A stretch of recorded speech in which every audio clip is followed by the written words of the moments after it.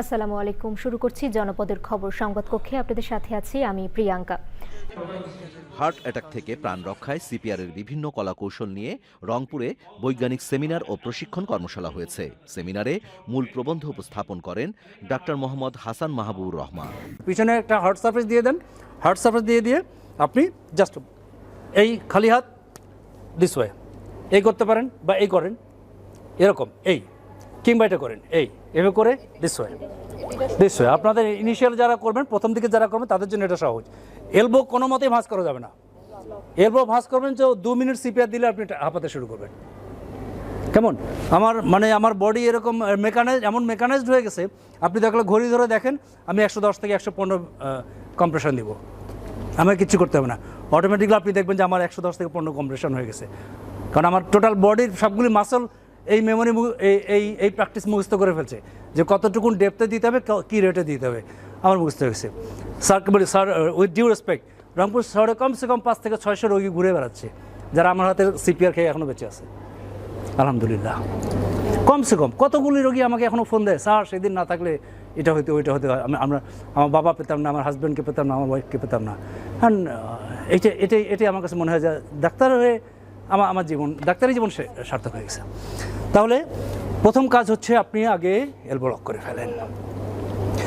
Elbow locked, গ্রাসপেট, ঠিক আছে? এইভাবে আসেন, এই ব্রেস্ট বোন স্টার্নাম আর নিপল লাইন ঠিক মাঝখানে আপনার হাত পড়বে এখানে, দিস ওয়ে। কেমন?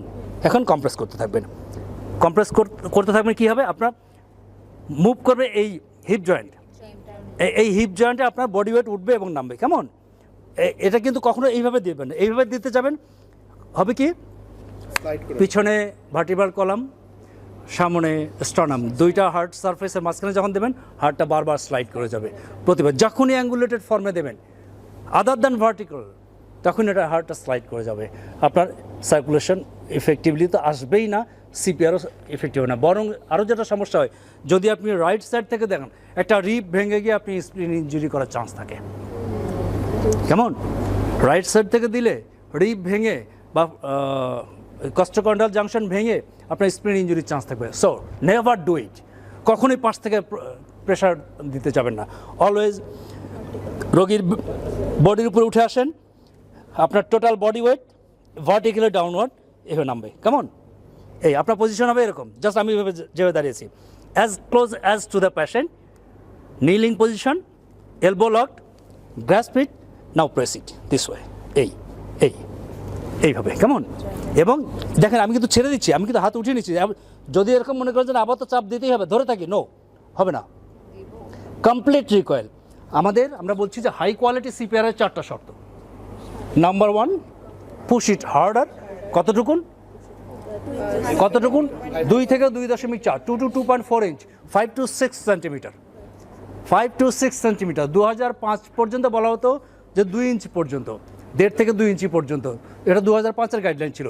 10-এর গাইডলাইন থেকে এটা কমপ্লিটলি চেঞ্জ হয়ে গেছে যে at least 2 inch, 2 to 2.4, 5 to 6 centimetre in case of adult. কেমন? এই পরিমাণ আপনাকে হার্ডলি পুশ করতে হবে, অ্যান্ড পুশ ফাস্টার। এই ফাস্টার কতটুকুন? 2005 পর্যন্ত ছিল আপ টু 100, এরপরে বলা হচ্ছে 100 to 120 কম্প্রেশন পার মিনিট। এটা দিতে দিতে আমার এমন হয়ে গেছে, আমার ঘড়ি দেখা লাগে না, কোনো দিকে তাকাতে হয় না, আমি শুধু ইন্টার্ন থেকে বলি কাউন্ট করে কত, দেখা যায় 10, 15, 16, 18 হয়ে গেছে। কেমন? এই কম্প্রেশন রেট। এবং এই কম্প্রেশন রেটে যদি আপনি কম্প্রেস করতে পারেন, there every possibility that the patient will come back to life. এটা সম্ভব। তাহলে প্রথম কাজ পজিশনিং, প্যাশেন্টের বডির নিচে আপনি সিপিআর বোর্ড দিয়ে দেবেন। সিপিআর বোর্ড কিছু ম্যানেজ করে রেখে দেবেন একদম, দেখা হলে 2:1 রেশিওতে। সিসিউতে যদি 10টা বেড থেকে আপনার 5টা বোর্ড লাগবে। কেমন? 2:1 রেশিওতে, বেডের রেশিওতে 2:1-এ আপনি সিপিআর বোর্ড রেডি করে ফেলবেন। 3 ফিট 1.5 ফিট, 3 ফিট 1.5 ফিট, হ্যাঁ 2 ফিট করলে হবে কি, এই যে এখানে পাশে যে থাকবে এই বোর্ড তার হাঁটুতে লাগবে, পারবে না। জাস্ট আপনি বডিটাকে বোর্ডের উপর নেবেন।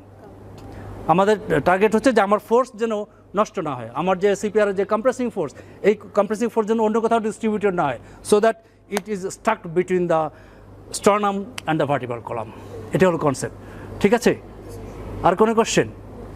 এখন এখানে কথা স্যার, স্যার পেশেন্টের ডক্টর কি পেশেন্টের রাইট সাইড আর লেফট সাইডে কোনো স্যার এখানে বিষয় হলো রাইট সাইড লেফট সাইড নিয়ে কোনো স্পেসিফিক কথা নাই। তবে যে পিট ক্রু মডেল যেটা বলা হয়েছে, পিট ক্রু মডেল বলছে তাকে লেফট সাইডে, সিঙ্গেল পার্সন লেফট সাইডে, হ্যাঁ সিঙ্গেল পার্সন লেফট সাইডে, আর দুজন তখন ওয়ান লেফট ওয়ান রাইট, দুজনই বিএলএস, এসিএলএস মেনটেন করতে পারবে না। 4 জন, 2 জন বিএলএস 2 জন এসিএলএস, 6 জন, 2 জন বিএলএস 4 জন এসিএলএস।